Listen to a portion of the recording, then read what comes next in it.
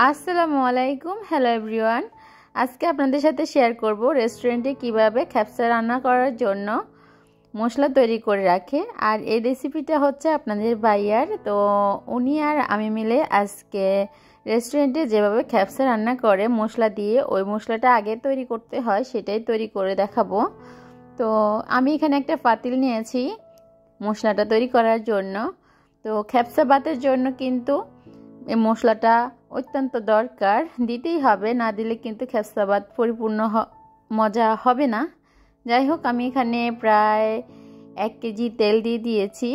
তারপর এখানে 1 কেজির মতো পেঁয়াজ কুচি করে এখন আমি এই পেঁয়াজগুলোকে ফ্রাই করে নেব। তো খ্যাপসা রান্না করার জন্য পর্যাপ্ত পরিমাণে তেল দিতে হবে।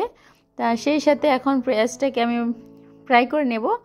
আর এখানে কিছু মশলা ব্লেন্ডার করে নেব, যেমন আদা, তারপরে পেঁয়াজ, টমেটো, এই তিনটাকে আমি এখন ভালোভাবে পেস্ট করে নেব। তো আস্তে আস্তে আমি সব মশলা রেডি করতেছি। এখানে হচ্ছে লং, এলাচি, দারচিনি, গুয়ামরিচ, তেজপাতা এগুলো নিয়েছি। সেই সাথে আপনাদের ভাইয়া তো কিছু লেমন, ড্রাই লেমন, এগুলোকে কেটে কেটে মানে একটু ছিদ্র করে দিচ্ছে যাতে করে এটার থেকে ফ্লেভার বের হয়। তো এখানে অনেকগুলা ছিল ড্রাই লেমন। আর এদিকে তো পেঁয়াজটা প্রায় আস্তে আস্তে ব্রাউন কালার হয়ে আসতেছে। আর আমি নেব 3টা ম্যাগি মশলা। তো ম্যাগি মশলার মধ্যে কিন্তু 3টা প্যাকেটের মধ্যে 6টা থাকে। তো এই 6টা দিলেই আমার হয়ে যাবে এনাফ।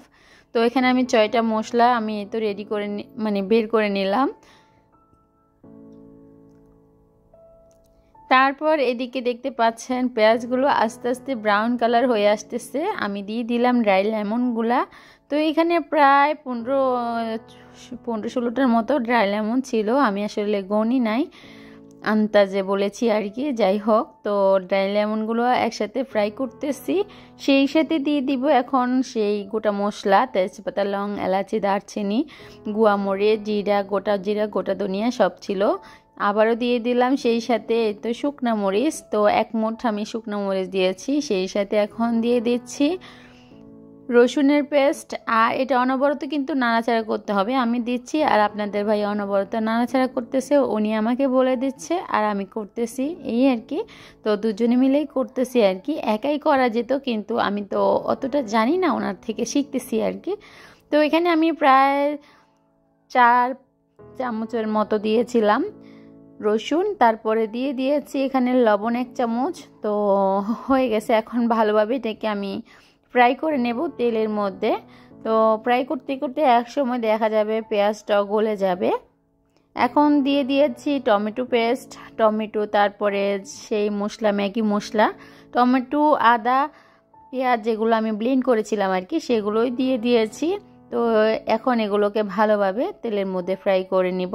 সেই সাথে দিয়ে দিচ্ছি টমেটো পেস্ট, এগুলো হচ্ছে প্যাকেট করা আর কি, কিছু আমি ব্লেন্ড করে দিয়েছি টমেটো, আদা আর পেঁয়াজের সাথে। আর এখানে আমি প্রায় 10-12টার মতো দিয়ে দিচ্ছি টমেটো পেস্টের প্যাকেট আর কি, এই মিনি প্যাকেটগুলো থেকে দিয়ে দিচ্ছি।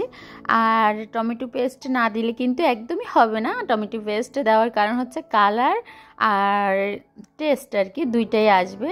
টেস্টও ভালো হবে আর কালারটা অনেক সুন্দর হবে যখন আমরা চালটা রান্না করব এই মশলা দিয়ে। যাই হোক, আমি ওইদিকে নাড়াচাড়া করেছি আর আপনাদের ভাইও করতেছে। এখানে আমি কিছু মশলা নিতেছি, যেমন আমার বাসার যেই মশলাগুলো আছে আর কি, আমার প্রতিটা বয়মে কিন্তু মিক্স মশলা।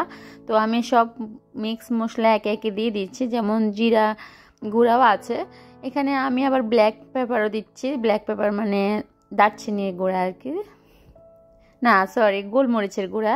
তো সবগুলো হচ্ছে আমার মিক্স মশলা। আর এখানে প্রায় 15-16 পদের মশলা ছিল। তো আমি সব মশলাই দিচ্ছি। 15-16 পদের মশলা মানে হচ্ছে মিক্স মশলা আর কি, মিক্স করা আছে, সব বয়মে মিক্স করা আছে। তো আমি আমার সব ধরনের মশলা বয়ম থেকে সব মশলা দিয়েছি। ঘরোয়া যে মশলাগুলো আছে, আলাদা স্পেশাল করে আমি কোনো মশলাই আনি নাই। আমার বাসায় বিভিন্ন রকমের মশলা আছে, সব মিক্স মশলা, তো সেগুলো থেকে দিয়েছি। এখন পানি দিয়ে আমি এগুলোকে ভিজিয়ে নিচ্ছি যাতে করে মশলাটা একটু ভিজে যায়। যাই হোক, আমি এখানে শুধু হলুদের গুঁড়া আর মরিচের গুঁড়া এটা ব্যবহার করব না, আর না হয় যত ধরনের মশলা আছে সবই আমি দিয়েছি। যাই হোক, এখন এই তো ভিজিয়ে নিয়েছি, আর ভালোভাবে ভিজিয়ে এলে তাহলে কিন্তু তিলের সাথে এটা মিক্স হতেও আর মানে সমস্যা হবে না, গোটা গোটা দানা দানা বিচি বিচি থাকবে না, মিক্স হয়ে যাবে পানি দিয়ে মিশানোর কারণে আর কি। এই তো এদিকে আমার মশলাগুলো অলরেডি প্রায় হয়ে এসেছে, আর এটাতে কিন্তু আরও পানি দিতে হবে। প্রায় আমি 1 পাতিলা করব এই মশলাগুলোকে, আর আমার পাতিলটা কিন্তু অনেক বড় ছিল, আর এগুলো আমি স্টক করে তারপর ফ্রিজে রেখে দেব। আমি যখন খ্যাপসা রান্না করব, খ্যাপসাতে আমি চাউল রান্না করার সময় এই মশলাগুলো এখান থেকে 2-3 চামচ দিয়ে দিলে 1 কেজি চাউলের মধ্যে কিন্তু অনেক স্বাদ হয়। আর রেস্টুরেন্টে কিন্তু এইভাবে তৈরি করে। আর আপনাদের ভাইয়া কিন্তু রেস্টুরেন্টে চাকরি করতো, তো সেই কারণে উনি এই রান্নাগুলো অনেক পারে, দুবাইয়ে যখন থাকতো আর কি রেস্টুরেন্টে।